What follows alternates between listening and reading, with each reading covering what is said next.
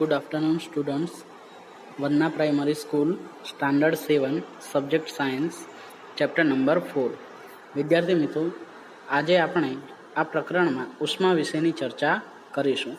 પ્રકરણ 3માં તમે શીખી ગયા કે ઊનના કપડાં એ પ્રાણીઓની રૂંવાટીમાંથી મેળવવામાં આવે છે અને તમે એ પણ જાણો છો કે સુતરાઉ કપડાં જે છે એ વનસ્પતિના રેસામાંથી મળે છે.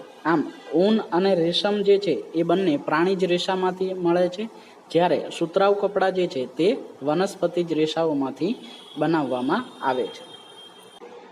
શિયાળાની ઋતુ દરમિયાન જ્યારે બહારના વાતાવરણમાં ખૂબ જ ઠંડી હોય છે ત્યારે આપણે ઊનના કપડાં પહેરીએ છીએ.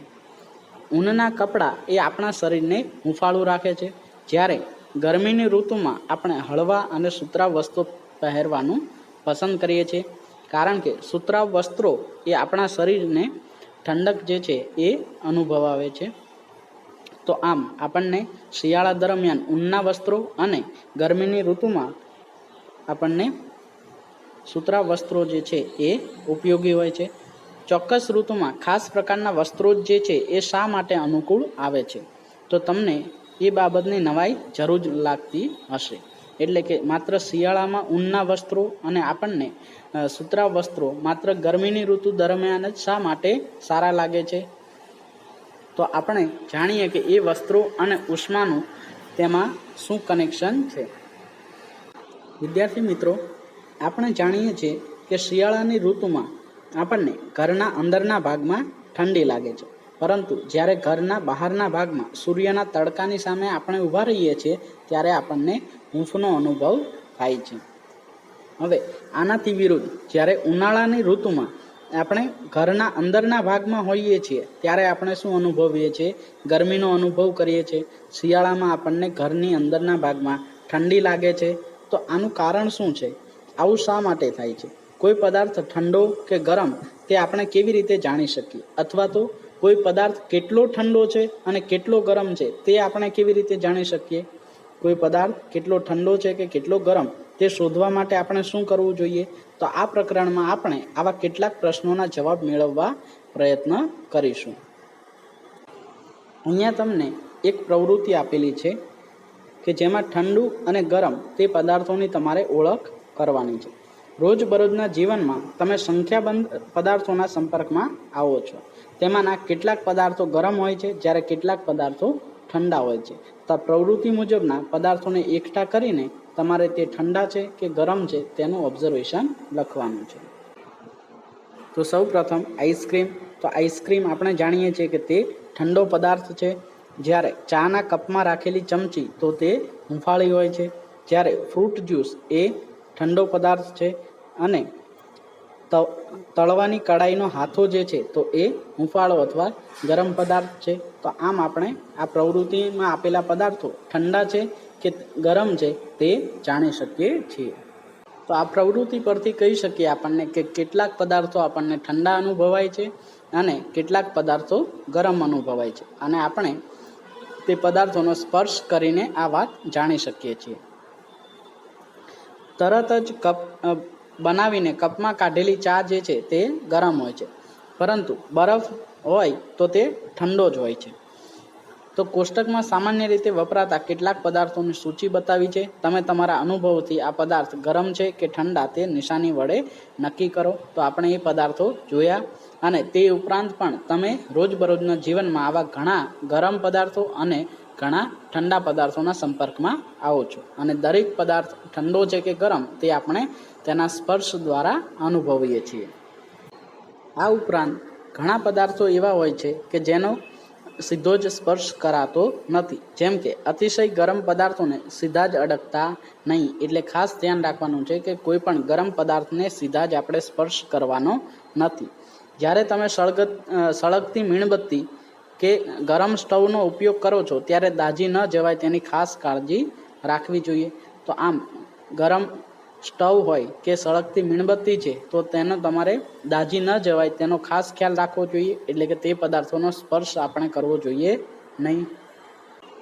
તો આ પ્રવૃત્તિ પરથી આપણે કહી શકીએ કે કેટલાક પદાર્થો ઠંડા હોય છે જ્યારે કેટલાક પદાર્થો ગરમ હોય છે. વળી એ પણ જોયું કે અને ખબર છે કે કયો પદાર્થ બીજા પદાર્થ કરતાં વધારે ઠંડો હોય છે. આપણને સ્પર્શ દ્વારા ખબર પડે છે કે કયો પદાર્થ એ વધારે ઠંડો પદાર્થ છે અથવા તો કયો પદાર્થ એ બીજા કોઈ પદાર્થ કરતાં વધારે ગરમ પદાર્થ છે. કયો પદાર્થ બીજા પદાર્થ કરતાં ગરમ છે તે કેવી રીતે નક્કી કરશો? કોઈ પદાર્થ જે છે એ બીજા પદાર્થ કરતાં વધારે ગરમ છે તો એવું તમે કઈ રીતે નક્કી કરો?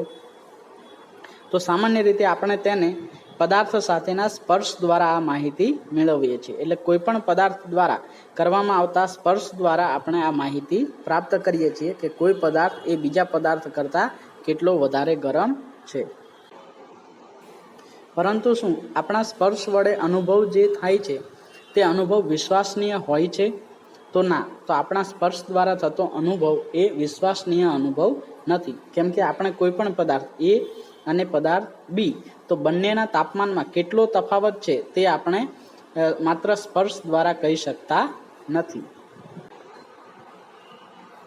હવે આપણે પ્રવૃત્તિ નંબર 4.1 કરીએ, જેમાં 3 નાના ટબ અથવા તો કોઈ પણ પાત્ર લો, તેના પર A, B તથા C એમ લેબલ કરો. હવે ગરમ પાણી પણ એટલું બધું ગરમ ન લેવું કે જેથી કરીને તેનો સ્પર્શ થતાં તમારો હાથ દાઝી જાય. તો અહીં તમારે 3 જે છે પાત્રમાં પાણી લેવાનું છે, જેનું ટેમ્પરેચર અલગ અલગ હોવું જોઈએ. અહીં 3 પાત્રમાંના પાણીના તાપમાનનો અનુભવ કરવા માટે પાત્ર એમાં આપણે ઠંડુ પાણી લઈએ છીએ, પાત્ર બીમાં આપણે ગરમ પાણી લીધું છે અને પાત્ર સીમાં ઠંડુ અને ગરમ બંને અડધું અડધું પાણી મિક્સ કરેલું છે. હવે તમારે વારાફરતી એક હાથ ઠંડા પાણીમાં, પછીથી ગરમ પાણીમાં અને પછી તમારા બંને હાથ જે છે એ તમારે ઠંડા અને ગરમ બંને પાણીની અંદર એટલે પાત્ર સીની અંદર રાખવાના છે અને તપાસવાનું છે કયા પાણીનું તાપમાન જે છે એ વધારે છે, કયા પાણીનું તાપમાન ઓછું છે. હવે પાત્ર એમાં ઠંડુ પાણી છે તથા પાત્ર બીની અંદર આપણે ગરમ પાણી ભરેલું છે તથા પાત્ર સીમાં અડધું ગરમ પાણી તથા અડધા ઠંડા પાણીનું મિશ્રણ ભરેલું છે. તમે તમારો ડાબો હાથ જે છે એ પાત્ર એના પાણીમાં અને જમણો હાથ જે છે એ તમે પાત્ર બીના પાણીમાં ડૂબાડો. એટલે કે જ્યારે જે પાત્રમાં ઠંડુ પાણી ભરેલું છે તમે એ પાત્રમાં તમારો ડાબો હાથ જે છે એ તમારે રાખવાનો છે અને જે પાત્રમાં ગરમ પાણી ભરેલું છે તે પાત્રમાં તમારે તમારો જમણો હાથ રાખવાનો છે. ત્યારબાદ 2 થી 3 મિનિટ પછી તમારા બંને હાથ એક સાથે તમારે પાત્ર સીમાં ડુબાડવાના છે. તો તમને આ પ્રવૃત્તિ પરથી શું અનુભવ થશે? શું તમારા બંને હાથ જે છે એ સમાન અનુભવ કરે છે? તો ના, તમારા બંને હાથ જે છે એ સમાન અનુભવ કરતા નથી. તેનું કારણ શું છે?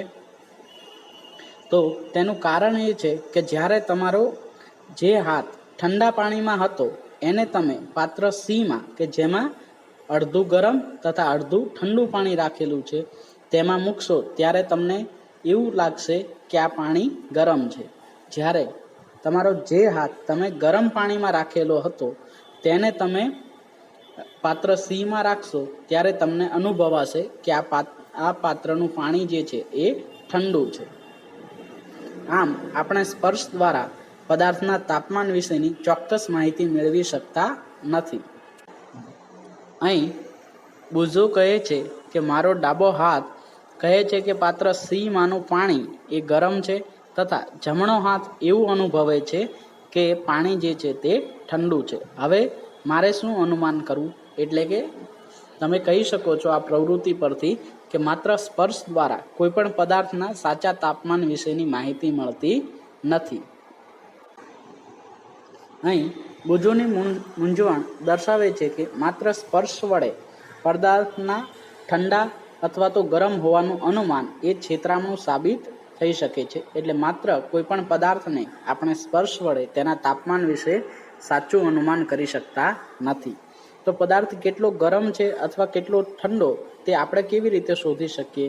તો કોઈ પણ પદાર્થનો જો સ્પર્શ વડે આપણે તેનું સાચું તાપમાન નથી જાણી શકતા તો આપણે શું કરવું જોઈએ કે જેના દ્વારા કોઈ પણ પદાર્થનું આપણને સાચું તાપમાન મળી રહે? તો પદાર્થના ગરમ કે ઠંડા હોવાનું પ્રમાણભૂત માપન એ તાપમાન તરીકે ઓળખવામાં આવે છે. એટલે કોઈ પણ પદાર્થનું તાપમાન એ તેના ગરમ હોવાનું કે ઠંડા હોવાનું પ્રમાણભૂત માપન છે. તાપમાન પરથી તમે કહી શકો કે કોઈ પદાર્થ કેટલો ઠંડો હશે અથવા તો કોઈ પદાર્થ કેટલો ગરમ છે. અને કોઈ પણ પદાર્થનું તાપમાનનું માપન કરતા સાધનને થર્મોમીટર તરીકે ઓળખવામાં આવે છે. એટલે કોઈ પણ પદાર્થનું ગરમ અથવા ઠંડા હોવાનું પ્રમાણભૂત માપન છે તેને તાપમાન કહે છે. અને તાપમાનનું માપન કરતું જે સાધન હોય છે તેને થર્મોમીટર તરીકે ઓળખવામાં આવે છે. હવે આપણે તાપમાનના માપન વિશે સમજીએ. તમે થર્મોમીટરને જોયું હશે તો યાદ કરો કે તમારા કુટુંબીજનમાંથી કોઈને તાવ આવ્યો હોય ત્યારે તેમના શરીરનું તાપમાન જે છે માપવા માટે તમે થર્મોમીટર વાપર્યું હોય.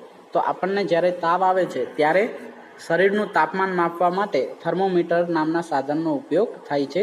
જે થર્મોમીટર વડે આપણે શરીરનું તાપમાન માપીએ છીએ તેને ક્લિનિકલ થર્મોમીટર અથવા તબીબી થર્મોમીટર કહીને ઓળખવામાં આવે છે. એટલે કે શરીરનું તાપમાન માપવા માટે વપરાતા સાધનને ક્લિનિકલ અથવા તો તબીબી થર્મોમીટર તરીકે ઓળખવામાં આવે છે. કેમ કે તેનો ઉપયોગ મુખ્યત્વે ડૉક્ટર દ્વારા કરવામાં આવતો હોય છે અને તેના દ્વારા માનવ શરીરનું તાપમાન જે છે એ માપવામાં આવતું હોય છે. તો જો તમારી પાસે ક્લિનિકલ થર્મોમીટર ન હોય તો તમારા મિત્ર કે પડોશી પાસેથી લઈને જુઓ અથવા તેને તમારા હાથમાં કાળજીપૂર્વક રાખીને તેનું ધ્યાનથી નિરીક્ષણ કરો. તો તમને આકૃતિમાં દર્શાવ્યા પ્રમાણેનું ક્લિનિકલ થર્મોમીટર જોવા મળશે, જેનો ઉપયોગ આપણે આપણા શરીરનું તાપમાન માપવા માટે કરી શકીએ. અહીં તમને આકૃતિમાં ક્લિનિકલ થર્મોમીટર દર્શાવેલું છે. અહીં તમને આકૃતિમાં આ પાતળી જે કાચની જે રચના જોવા મળે છે, નળી જેવી, તે રચના ક્લિનિકલ થર્મોમીટરની છે.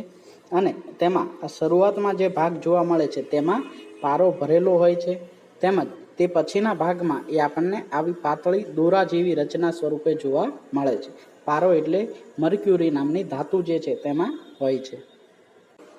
ક્લિનિકલ થર્મોમીટરમાં સમાન જાડાઈવાળી પાતળી સાંકડી એક કાચની નળી જે છે તેના એક છેડા પર નળીના અંદરના ભાગે ફૂલેલા બલ્બ જેવી જે રચના હોય છે એ બલ્બમાં મર્ક્યુરી એટલે પારો જે છે તે ભરવામાં આવે છે. અને બલ્બની બહારના ભાગમાં મર્ક્યુરીનો પાતળો દોરા જેવો ભાગ જે છે એ દેખાય છે, જેના દ્વારા આપણે તાપમાનનું જે છે માપન કરી શકીએ છીએ. જો તમને મર્ક્યુરીનો દોરો છે એ ન દેખાય તો તમે થર્મોમીટરને બંને હાથમાં પકડીને ધીરે ધીરે દેખાય નહીં ત્યાં સુધી સહેજ ગોળ ગોળ ફેરવો. પછી થર્મોમીટરની સપાટી પરનું અંકન પણ સ્પષ્ટ નજરે પડશે, જેથી કરીને તમે થર્મોમીટરની જે છે સપાટી પર તાપમાનનું જે અંકન કરેલું હશે તે પણ તમને જોવા મળશે. આ અંકન સેલ્સિયસ માપક્રમમાં હોય છે. એટલે તાપમાનનું માપન જે છે આ થર્મોમીટર વડે સેલ્સિયસમાં કરવામાં આવે છે. અને સેલ્સિયસ તાપમાનને આ પ્રમાણે એટલે કે ડિગ્રી સેલ્સિયસ એ પ્રમાણે દર્શાવવામાં આવે છે. જો તમારે તાપમાન 35 ડિગ્રી સેલ્સિયસ દર્શાવવું હોય તો આ પ્રમાણે તમે એને લખી શકો છો. બુજોને નવાઈ એ વાતની લાગે છે કે આકૃતિમાં દર્શાવેલ બે માપક્રમમાંથી કયા માપક્રમનું વાંચન કરવું. તો તાપમાન જે છે તેને કયા માપક્રમમાં વાંચન કરવું. તો થર્મોમીટર પર બે પ્રકારના માપક્રમ જે છે એ લખેલા હોય છે. આપણે ભારતમાં જે છે એ સેલ્સિયસ માપક્રમનો સ્વીકાર કરવામાં આવેલો છે. એટલે આપણે જે છે એ તાપમાનનું માપન સેલ્સિયસ માપક્રમ પ્રમાણે કરવું જોઈએ.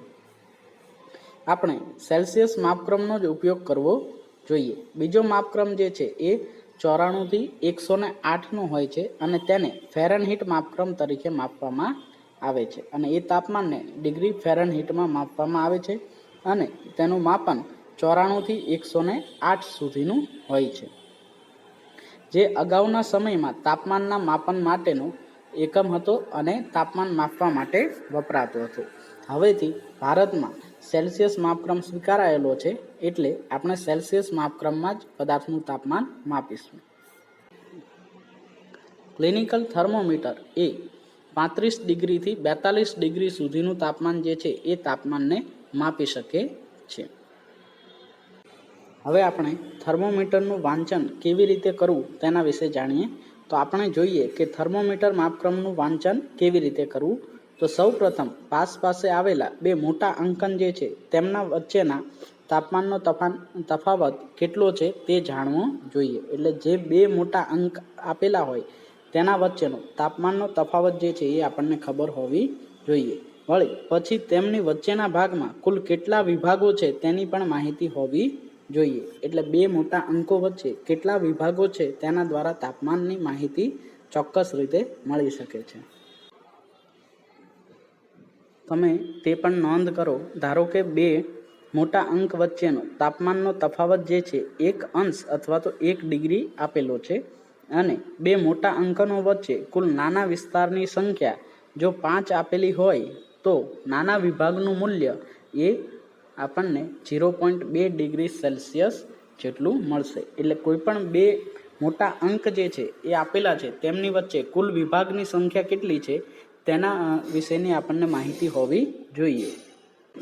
અહીં દર્શાવ્યા પ્રમાણે બે મોટા અંકો એટલે કે 35 ડિગ્રી સેલ્સિયસ અને 36 ડિગ્રી સેલ્સિયસ બંનેની વચ્ચે આપણને આ પ્રમાણે 5 નાના ભાગ આપેલા હોય તો આ દરેક નાના ભાગનું મૂલ્ય એ 0.2 ડિગ્રી સેલ્સિયસ જેટલું થશે. હવે આપણે સમજીએ કે કોઈપણ ક્લિનિકલ થર્મોમીટરના વાંચન સમયે કેવી સાવચેતીઓ જે છે તે રાખવી જોઈએ.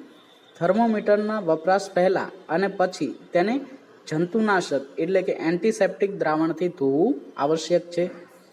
તેના વપરાશ પહેલાં પારાનું સ્તર જે છે એ 35 ડિગ્રી સેલ્સિયસ કરતાં નીચે છે કે નહીં તે અવશ્ય જોવું જોઈએ, જેથી કરીને આપણને ક્લિનિકલ થર્મોમીટરનું દ્વારા આપણને શરીરનું સાચું તાપમાન મળે અને તેના દ્વારા કોઈ પણ જે છે એ જંતુઓનો ફેલાવો ના થાય.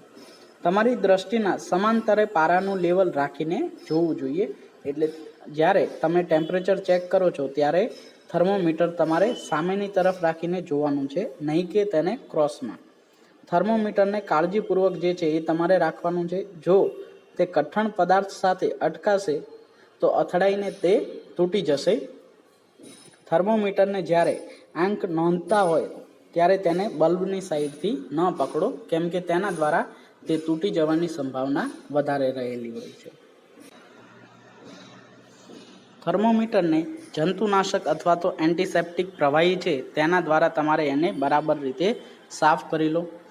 તેને હવે તમારા હાથમાં મર્ક્યુરીવાળા ભાગના વિરુદ્ધ છેડા પરથી પકડીને હળવેથી થોડાક ઝટકા આપો, જેથી કરીને થર્મોમીટરનું જે તાપમાન છે એમાં પારાનું લેવલ એ 35 ડિગ્રી સેલ્સિયસ કરતાં નીચે રહે.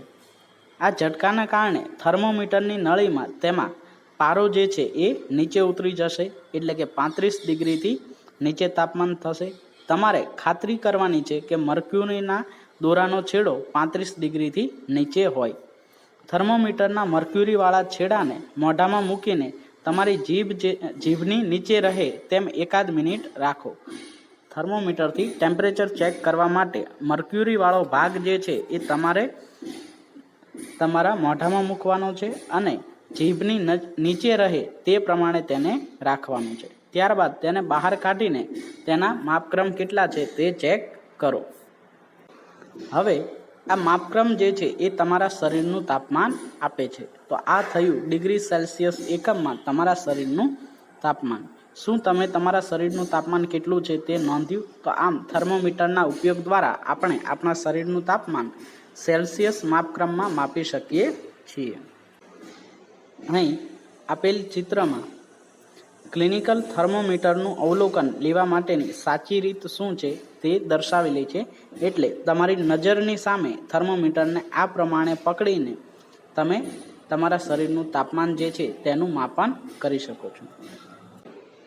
માનવ શરીરનું સામાન્ય તાપમાન જે છે એ 37 ડિગ્રી સેલ્સિયસ હોય છે. તમે ખાસ નોંધ કરો કે તાપમાન તેના એકમ સાથે જ દર્શાવવામાં આવે છે. એટલે કોઈના પણ શરીરનું તાપમાન માની લો કે 36.7 ડિગ્રી છે તો એને 36.7 ડિગ્રી સેલ્સિયસ દ્વારા જ દર્શાવવામાં આવે છે. તમે તાપમાનને ક્યારેય માત્ર તેના મૂલ્ય સાથે દર્શાવી શકો નહીં. તેને મૂલ્ય અને તેનો એકમ બંનેને સાથે દર્શાવવા જરૂરી હોય છે. પહેલી જણાવે છે કે તેના શરીરનું તાપમાન તેને માપ્યું. તેને ચિંતા થવા લાગી કે તેના શરીરનું તાપમાન જે છે એ 37 ડિગ્રી સેલ્સિયસ જેટલું ચોક્કસ નથી. તો આમ આ બાબત એ ચિંતા કરવા લાયક બાબત નથી, કેમ કે દરેકના શરીરનું તાપમાન જે છે એ એક્ઝેક્ટ 37 ડિગ્રી સેલ્સિયસ હોતું નથી, પરંતુ 37 ડિગ્રી સેલ્સિયસની આજુબાજુ હોય છે. તો ચાલો આપણે ખાતરી કરાવીએ કે તેમાં કંઈ ચિંતા કરવા જેવું છે કે નહીં. પ્રવૃત્તિ નંબર 4.3. તમારા મિત્રો ઓછામાં ઓછા 10 શરીરના તાપમાન ક્લિનિકલ થર્મોમીટર વડે માપીને તમારા અવલોકનો જે છે તે તમારે આકૃતિમાં નોંધ કરવાની છે. તો આપેલ પ્રવૃત્તિમાં તમારે વિદ્યાર્થીઓનું નામ જે છે એ અહીંયા દર્શાવવાનું છે. તેની સામે તેમના શરીરનું તાપમાન જે છે એ ડિગ્રી સેલ્સિયસ એકમની સાથે દર્શાવવાનું છે. તો આમ તમે અમુક લોકોના શરીરનું તાપમાન માપી શકો છો અને તે પ્રવૃત્તિ પરથી તમને જાણ થશે કે દરેકના શરીરનું તાપમાન એક્ઝેક્ટલી 37 ડિગ્રી સેલ્સિયસ જે છે એ નથી હોતું, પરંતુ તેના આસપાસનો કોઈ એકમ હોય છે. તો આમ આપણે દરેકના શરીરનું જે છે એ તાપમાનનું અવલોકન કરી શકીએ છીએ. તો શું દરેક વ્યક્તિના શરીરનું તાપમાન તમને 37 ડિગ્રી સેલ્સિયસ જેટલું એક્ઝેક્ટ એ જ મૂલ્યનું મળે છે? તો ના, આપણને દરેકના શરીરનું તાપમાન જે છે એ 37 ડિગ્રી સેલ્સિયસ નહીં, પરંતુ કોઈનું તાપમાન 36.5, 6 અથવા 36.7 એ રીતે અલગ અલગ મળે છે. દરેક વ્યક્તિના શરીરનું તાપમાન બરાબર 37 ડિગ્રી સેલ્સિયસ ન પણ હોઈ શકે. શરીરનું તાપમાન 37 ડિગ્રી સેલ્સિયસ કરતાં સહેજ વધુ અથવા સહેજ ઓછું પણ હોય છે. વાસ્તવમાં જેને આપણે શરીરનું સામાન્ય તાપમાન કહીએ છીએ તે ઘણી મોટી સંખ્યામાં તંદુરસ્ત વ્યક્તિઓના શરીરના તાપમાનનું સરેરાશ મૂલ્ય છે. એટલે આમ 37 ડિગ્રી સેલ્સિયસ એ દરેકના શરીરનું તાપમાન નથી, પરંતુ મોટી સંખ્યામાં તંદુરસ્ત વ્યક્તિઓના શરીરનું તાપમાન મેળવીને તેનું સરેરાશ મૂલ્ય જે શોધવામાં આવેલું હોય તેવું મૂલ્ય છે. હવે ક્લિનિકલ થર્મોમીટર જે છે તેના રચના પરથી આપણે જાણી શકીએ છીએ કે માનવ શરીરનું તાપમાન જે છે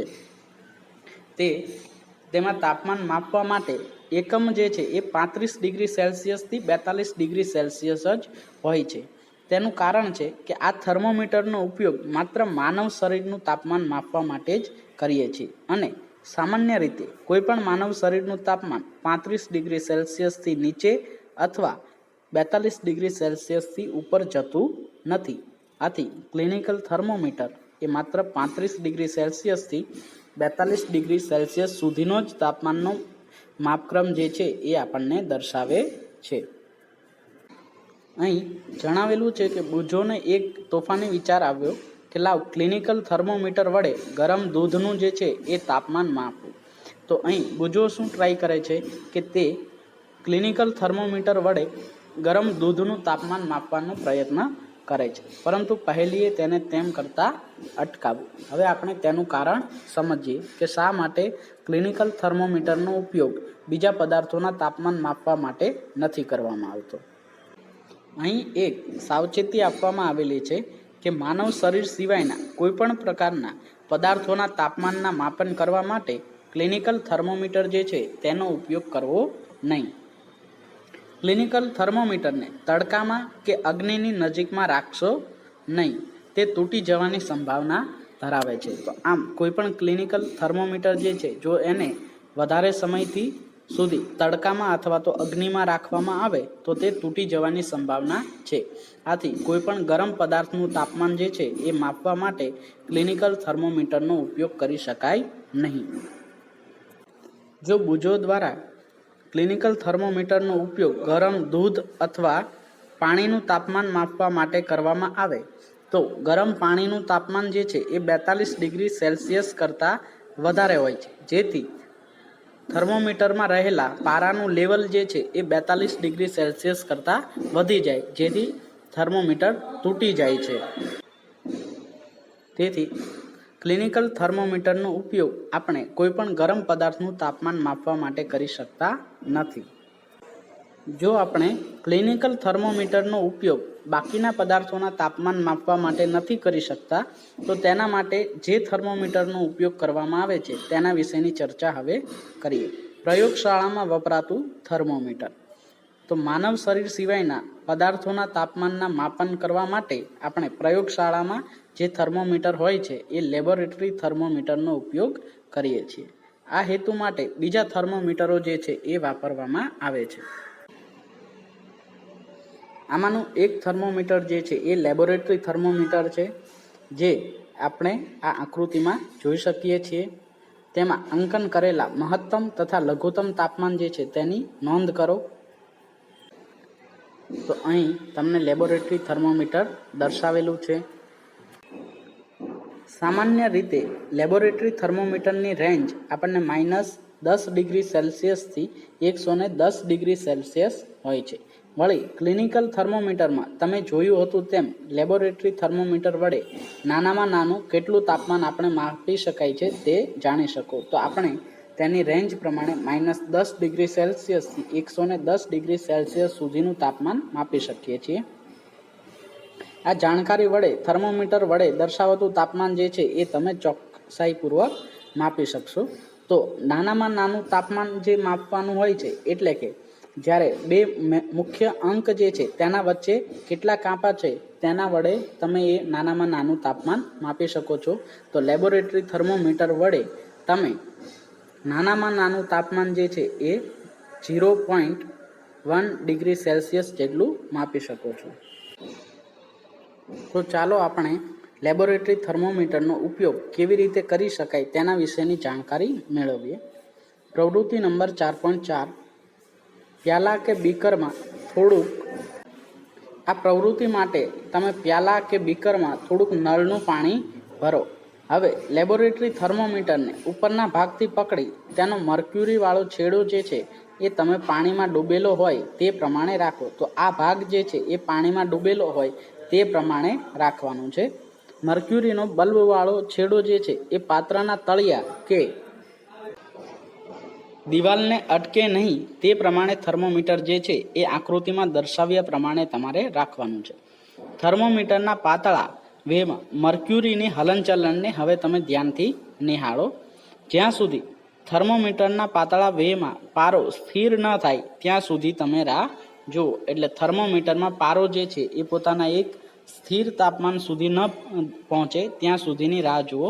આ સ્થાને સ્થિર થયો તે સ્થાનનો અંક જે છે તે સમયનું તે પાણીનું જે છે એ તાપમાન દર્શાવે છે અને તેના મૂલ્યની નોંધ કરો. તો આકૃતિમાં દર્શાવ્યા પ્રમાણે આપણે લેબોરેટરી થર્મોમીટર દ્વારા કોઈપણ ગરમ પાણી કે ગરમ પદાર્થનું તાપમાન જે છે એ આ પ્રમાણે માપી શકીએ છીએ. જો દરેક વર્ગના વિદ્યાર્થીઓ આ તાપમાન માપશે તો દરેકના અવલોકનો જે છે એ સમાન નહીં મળે. તો શા માટે આ તાપમાનનો તફાવત આવ્યો તેના વિશેની આપણે ચર્ચા કરીએ. જ્યારે ક્લિનિકલ થર્મોમીટર અને લેબોરેટરી થર્મોમીટરમાં તાપમાનના અવલોકનોની નોંધ કરતી વખતે જે સાવચેતીઓ રાખવી જોઈએ તે આ પ્રમાણે છે. થર્મોમીટરને શિરોલંબ જ રાખવું જોઈએ. એટલે કે ક્યારેય પણ થર્મોમીટરને કોઈ પાત્રમાં ત્રાંસું રાખવું જોઈએ નહીં. થર્મોમીટરનું મર્ક્યુરી ભરેલો બલ્બ કે જે પદાર્થ કે પ્રવાહીનું તાપમાન માપવું હોય તેના સંપર્કમાં બધી જ બાજુએથી હોવો જોઈએ. એટલે જ્યારે તાપમાન માપવામાં આવે છે ત્યારે થર્મોમીટર સીધું હોવું જોઈએ અને મર્ક્યુરી ભરેલો બલ્બ જે છે એ દરેક બાજુએથી પદાર્થના સંપર્કમાં હોવો જોઈએ. વળી થર્મોમીટરનો મર્ક્યુરીનો છેડો પાત્રની દિવાલને અડકવો જોઈએ નહીં. એટલે મર્ક્યુરી ભરેલો જે છેડો છે એ પાત્રની દિવાલને અડકવો જોઈએ નહીં. તો આ પ્રમાણે જો તાપમાન માપવામાં આવે તો આપણને ચોક્કસ તાપમાન મળી રહે છે. હવે પ્રવૃત્તિ નંબર 4.5. તો બીકર કે પ્યાલામાં થોડુંક ગરમ પાણી લો. તેમાં લેબોરેટરી થર્મોમીટરને ડૂબાડીને ઊભું ગોઠવો.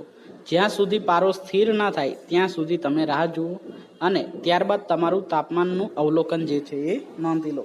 તો આ પ્રમાણે એક બીકરમાં તમારે થોડું ગરમ પાણી લઈને તેમાં થર્મોમીટર રાખીને જ્યારે તેનો પારો સ્થિર થાય ત્યારે તેના તાપમાનનું અવલોકન લેવાનું છે. હવે હળવેથી થર્મોમીટરને પાણીની બહાર કાઢો. જુઓ હવે શું થાય છે. તો જ્યારે આ થર્મોમીટરને પાત્રથી બહારની સાઈડ લેવામાં આવે છે ત્યારે પારાનું લેવલ જે છે એ પાત્રમાં થર્મોમીટરમાં નીચે જતું રહે છે. શું તમે જોયું કે થર્મોમીટરનું પાણીની બહાર જેવું થર્મોમીટર આવશે તરત જ પારાનું સ્તર જે છે એ નીચે ઉતરવા લાગે છે. એટલે જેવું થર્મોમીટર પાણીથી બહાર કાઢવામાં આવશે તેવું જ તેનું લેવલ જે છે એ નીચે આવી જશે. તો આ પરથી આપણે નક્કી કરી શકીએ કે થર્મોમીટર દ્વારા જ્યારે થર્મોમીટર પાણીમાં ડૂબેલું હોય ત્યારે જ તેનું તાપમાનનું અવલોકન લઈ લેવું જોઈએ, કેમ કે ત્યારબાદ તેનું અવલોકન સાચું અવલોકન મળશે નહીં. તમે એ ચોક્કસ યાદ આવશે કે શરીરનું તાપમાન માપવા માટે ક્લિનિકલ થર્મોમીટરને મોઢામાંથી મૂક્યું હતું, પરંતુ તેને મોઢાની બહાર કાઢીને તેનું તાપમાન જે છે એ માપવામાં આવ્યું હતું.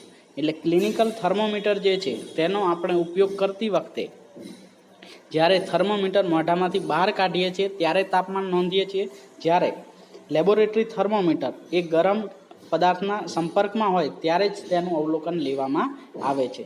તો શું શરીરનું તાપમાન માપવા માટે આ બંને જે છે એ થર્મોમીટરની રચનામાં શું કોઈ તફાવત રહેલો છે? બુજોને એ વાત સમજાઈ ગઈ કે શા માટે ઊંચું તાપમાન માપવા માટે ક્લિનિકલ થર્મોમીટર જે છે તેનો ઉપયોગ કરી શકાય નહીં, કારણ કે ક્લિનિકલ થર્મોમીટર માત્ર 42 ડિગ્રી તાપમાન સુધીનું તાપમાન દર્શાવશે. શું શરીરનું તાપમાન માપવા માટે લેબોરેટરી થર્મોમીટર વાપરી શકાય? તો ના, લેબોરેટરી થર્મોમીટરનો ઉપયોગ પણ નહીં થઈ શકે, કેમ કે જ્યારે તેને મોઢામાંથી બહાર કાઢવામાં આવશે ત્યારે પારાનું લેવલ બદલાઈ જશે.